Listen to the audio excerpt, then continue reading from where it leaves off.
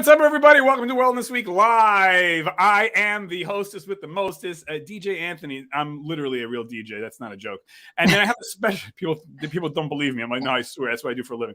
So, ladies and gentlemen, I have a special guest here today, and we're going to be talking about relationships, love, because, Valentine's Day is coming up. So I have a special guest, Odette Coronel, and she is here. And Odette, thank you so much for coming, making time for us. And again, I just wanted to kind of rattle off some of your resume. Very impressive. So you are a Jay Shetty certified professional relationship coach. You are a wife, a mother of three. Right there, you're like certified. Like, God bless you, mother of three. I'm one of three. God bless my parents. And also two furry babies, two doggies, I'm assuming, right? Yes, a Yorkie and a Shih Tzu. Oh, I have a Shih Tzu also, and he's somewhere around here, Mr. Rocky. So you got a lot on your plate, and so you have a service that I thought was very interesting as a relationship coach.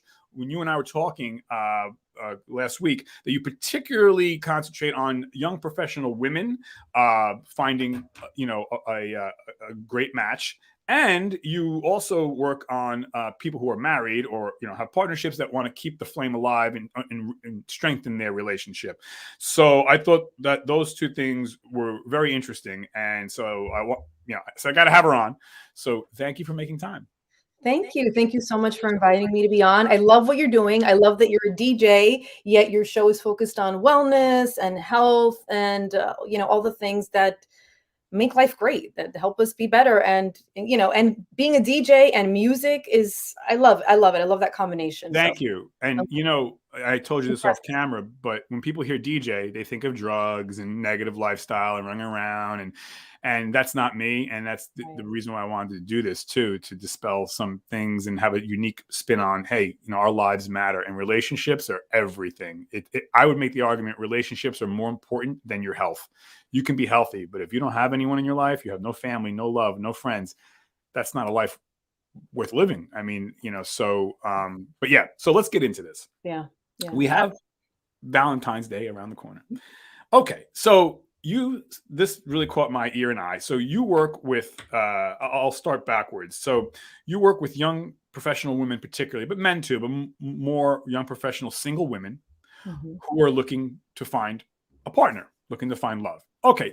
Talk to me about that, because that's what are some of the hurdles? Because I can only imagine, and go ahead. Well, these women, a lot of my clients, they're super successful. They're doctors, they're lawyers. They've achieved lots of successes. They have degrees. They're used to just, planning a goal, setting a goal and figuring out how to get there and achieving it. And then yet for some reason they're not able to, or they have not found that perfect partner or that relationship that, as you were saying, it kind of really gives us meaning and purpose a little bit. Relationships, that's what kind of makes it worthwhile, makes it all worthwhile, all those achievements. Not that you can't be happy on your own. That's not what I'm saying at all. But it's something that I think we're all kind of looking for, that partnership and that companion.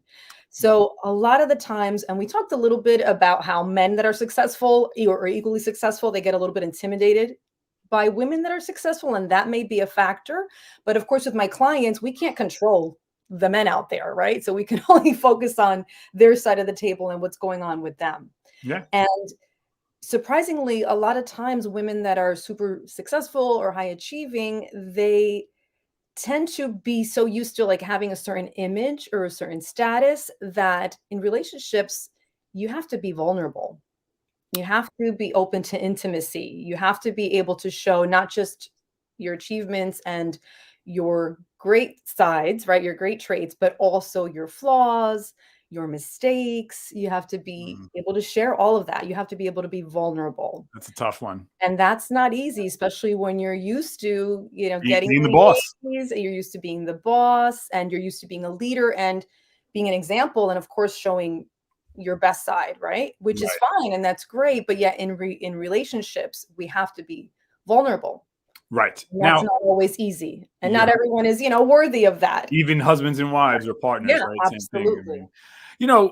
So I was thinking about this show today, or yesterday, and I was like, I think we take for granted, and correct me if I'm wrong, but by the way, I'm a single guy. I'm in my 40s, and I think generally speaking, our country is in a very unique time in that women, since the beginning of our country, have always been subservient, weaker, kept down in many, and this, if we think about it, women's liberation and women coming into their own and having power, and I'm not talking about money necessarily, but is a new thing. I mean, my grandparents, my parents who are alive, that generation, and that they're still alive. The woman stayed home usually, and you never saw a woman police officer. You never saw a female doctor. You never saw a female pilot. You never saw a female engineer. Maybe they were a kindergarten teacher. So we're in a unique time in our life where, women are, and rightfully so, it's a beautiful thing that, they are in control. And I think men, not all men, but a lot of men, it's intimidating. And we're talking about men who are doctors and lawyers and cops. And I can tell you, because I'm a single guy. A lot of my single guy friends are, without saying it, they're intimidated of women who, oh, this woman's a neurosurgeon, or this woman, is an FBI agent. It's not the money, but I think a lot of insecure men, and there's a lot out there, they get intimidated and they get turned off. And it's a shame, because that's the guy's problem, not the woman's problem. And right. So, but this is a new thing in our country, though, because maybe your father, my father, our grandparents didn't have that situation. It was, right. There aren't that many examples or role models of powerful women that are in these marriages that are super successful and a true partnership. They do exist, but traditionally speaking, maybe within our families, there aren't that many where the woman is in a high power position or a successful career, as well as the men. So we don't have a lot of examples. Right. And, it's funny. I think about like my mother and father, who are good people, whatever, they have a great marriage. But, I was talking to my parents a while back, and they're in their 70s. And I was like, Mom, money is power, Mom. Okay. My mother was an educator and like that. So she had to acquiesce to what my father in that generation, he wanted to do. Again, not a bad thing necessarily, but I said, Mom, if you had an education and you had money, it'd be a different story than when, our generation is married. Like I have people in my family where the husband and the wife make the same amount of money. They're both professionals. And that's a different dynamic, where my mother didn't have say, kind of, she had to just do what my father wanted to do. She could say something, but let's be honest, money is power, period. Right. And that's it. And when a woman has that money, woman has that education, the dynamics have changed. And for the better, I would make an argument, Right. I have people in my family, or people that I know, women that had to stay in abusive relationships, or it was harder for them to get out of the abusive relationship because they didn't have an education, they didn't have money.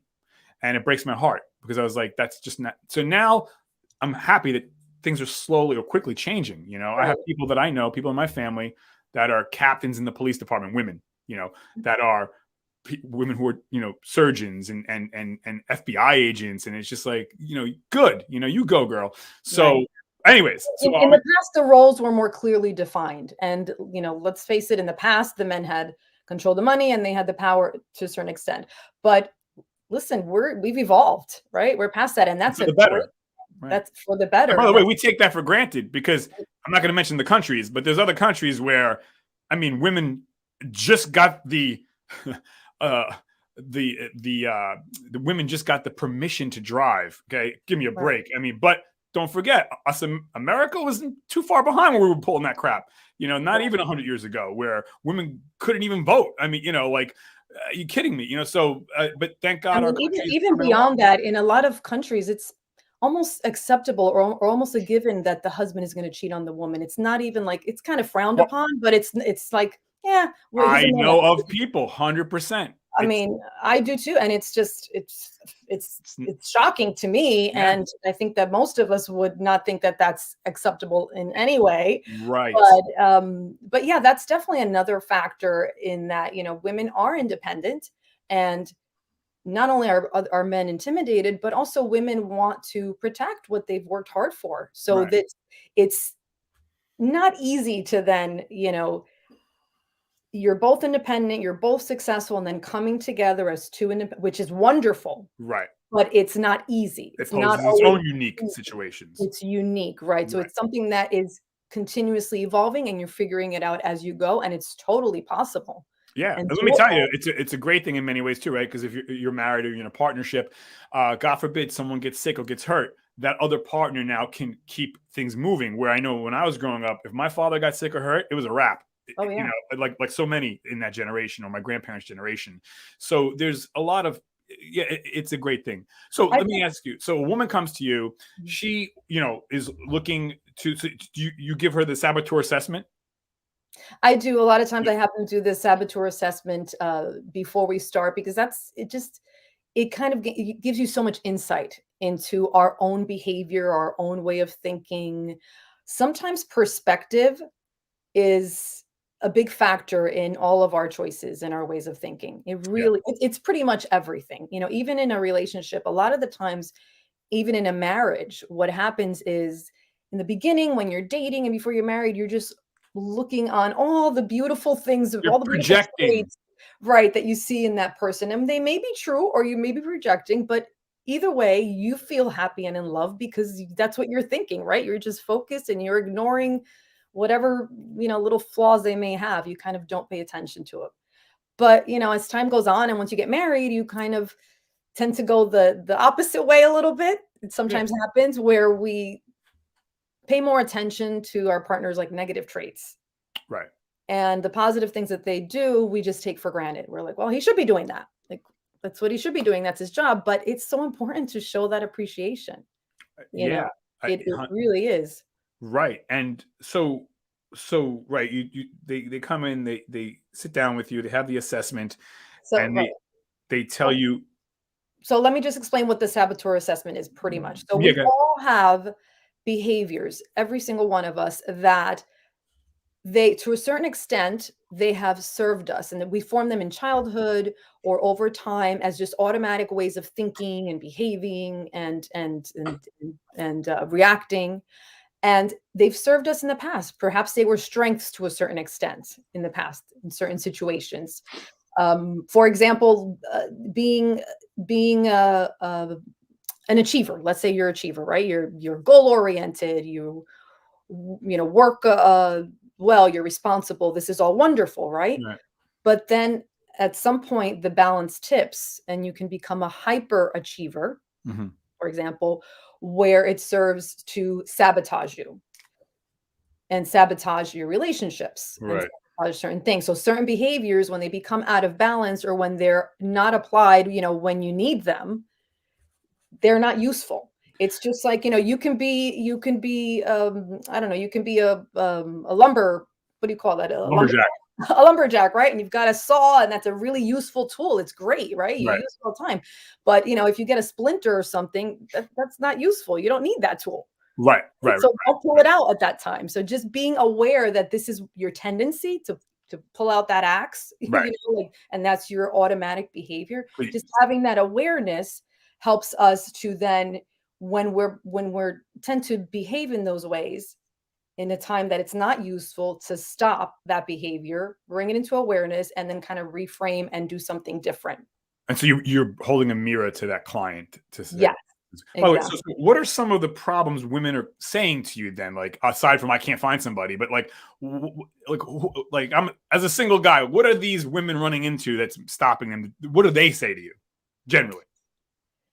Well, I'm taking notes. I'm taking notes. Go ahead. Come on, ladies. A lot of times, in terms of the single women, especially today with the apps and everything, please, you don't even know it. Go ahead. It's a little bit complicated in the sense that, well, I don't know if it's complicated, but it's just different, where a guy will ghost a woman, where they just don't respond. Right. And the woman thinks it's going okay and they just don't respond. Or sometimes what I've noticed is that sometimes something will happen and the either one, sometimes it's the man, sometimes it's the woman, but in this case, I'm dealing with the woman, she'll interpret it to mean something that maybe that's not what the guy meant at all in certain situation, right? Maybe she'll take something personal that he's said or done and make it mean something about her, about how he feels about her. And it could be something that's completely unrelated to her. It could be something that's going on in his own life or perceptions. Right. So sometimes it's her interpretation of it. Yeah. Yeah. So Mhm. I'm sorry, you were saying. So that's a big part of it. And again, sometimes, you have these expectations that they're not always met. Hmm. And, it's important to have standards, but you have to kind of take the time to get to know each other. That's what dating is all about. Right. Really getting to know each other and forming that friendship first. Because the friendships, Well, you're married or dating or what, in order for it to evolve into something long term, long right. lasting, you have to have that friendship as a solid foundation. Do you find, In you hit on something, right? Good point. Do you find that women and men, especially if they're in their late 20s or 30s, they're so possessed to get into an LTR, long term relationship, that they put the carriage before the horse? And like you had mentioned, friendship first, date. I find as a single guy, it's like everybody wants to get married yesterday. It's like, everyone chill. Like, you don't even know. Like, they just, oh, you have this degree, you drive this car, boom, we're good. Let's, like, whoa. And guys too. Guys do this too. It's Yeah. just like, we don't want to.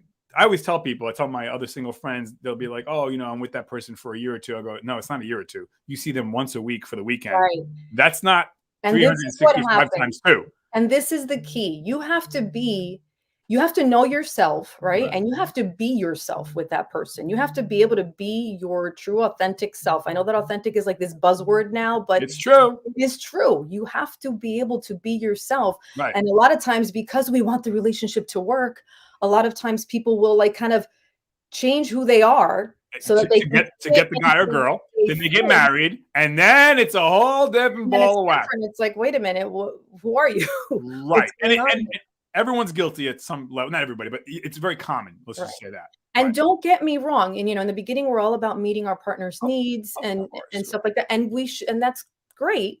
We should continue that no matter how long you've been together, meeting each other's needs, but also communicating your own needs. Right. Like, we assume that he should know or she should know.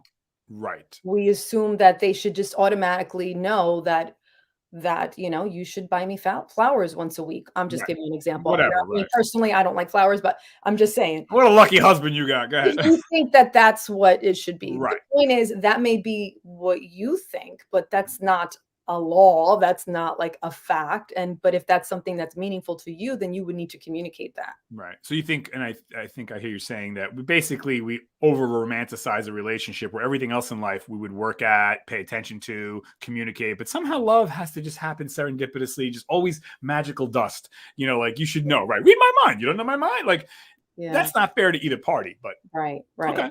So now, now, if you have that friendship and you have that love and admiration and respect for each other, it's then to continue that, you got to keep choosing that. It's you keep choosing that. Like, those lovey-dovey feelings aren't always going to be there necessarily. right. But when you can face challenges and you can face conflicts as a team, as a partnership, rather than, you're there and I'm here and it's you against me. But if we can face the world together, right, that's the key. And you hit on friendship. That's the core of it. Friendship. Yes, that is the core of it. The kissy, having sex, anybody can do that. You know what? But people think that reigniting the spark. I'm sorry, I'm talking over you. People think that reigniting the spark is about, let's plan a romantic getaway or let's get some sexy, negligee. And that's all fine. That's good. Do it. But that's not. But it's the daily small things that you do. Okay, let's get into that now. Matter. Okay, so now that segues into the next thing: married couples. So you work with married couples to reignite the flame or keep the flame strong. Now you just alluded to this. Okay, so you tell them, it can be, let's go away for the weekend, but more often it's not. It's the little things like helping me with the dishes or help vacuum or help me whatever, change the baby's diapers. You're saying that, correct? Right. I'm saying to approach life with the mentality of a partnership. Right. That's how you approach life. And yes, doing acts of service for each other, such as, helping me out with, everything that I've got going on, my own chores and my own responsibilities. And sometimes that's just, it's not even helping do them, but sometimes just showing support by listening, right? Getting together at the end of the day and reviewing your day. I actually did a post on this morning, just at the end of the day, getting together and giving each other that space to vent about your day. So you're not talking about your marriage. You're just talking about whatever happened today or whatever. And letting them vent. And you're not fixing it. You're not doing it. You're listening and you're like, oh man, your boss is a monster. Kind of like men want to be fixers though. Men don't want to listen. I know I'm guilty. Yeah. And women don't always want you to fix it, they just want someone to listen, right? Right. They may want you to fix it. Let them ask for help if that's the case. Right. Yeah. But 100%. that's not always the case. Sometimes they just want you to listen, and giving them that space goes a long way. Yeah.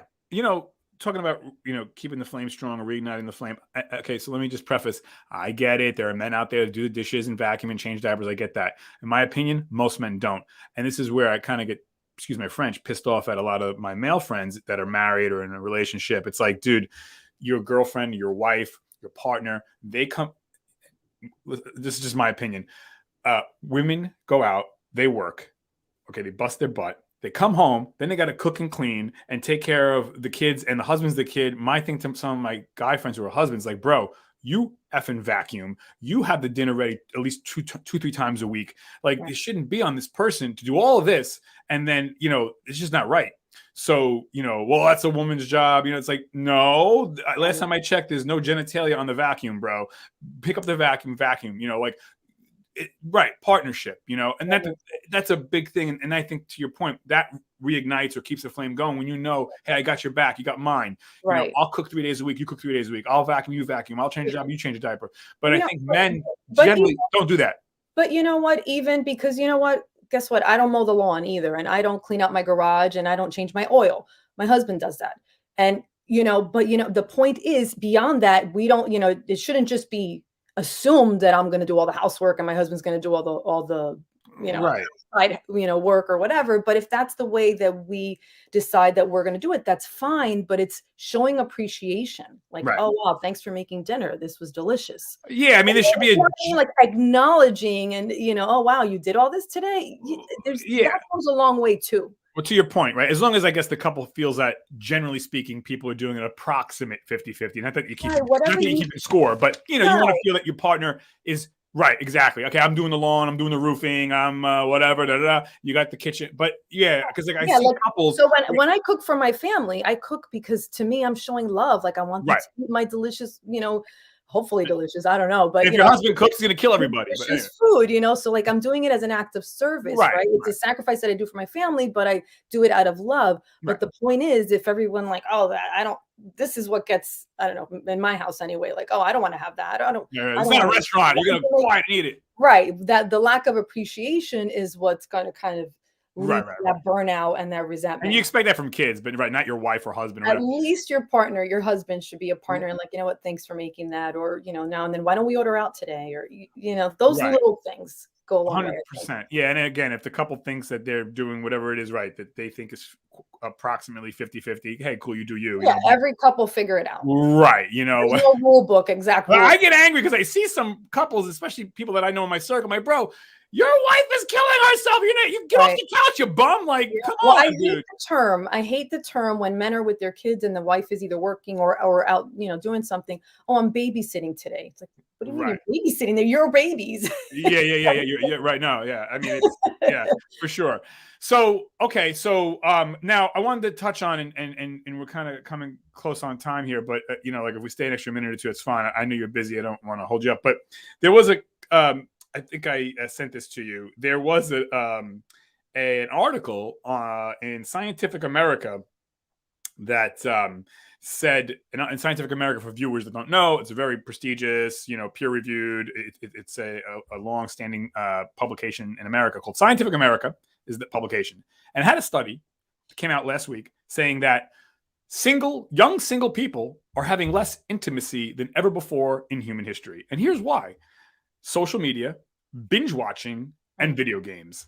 And I was like, wow, we are losers. I mean, we've become a country of losers. What is happening? Young men and women are not even, I mean, really, like, oh my God, like this is, and because we're sitting down, binge watching, video games, and social media. And I think this is what kind of, to go back to what you were saying before about these dating apps of people, women or guys getting ghosted.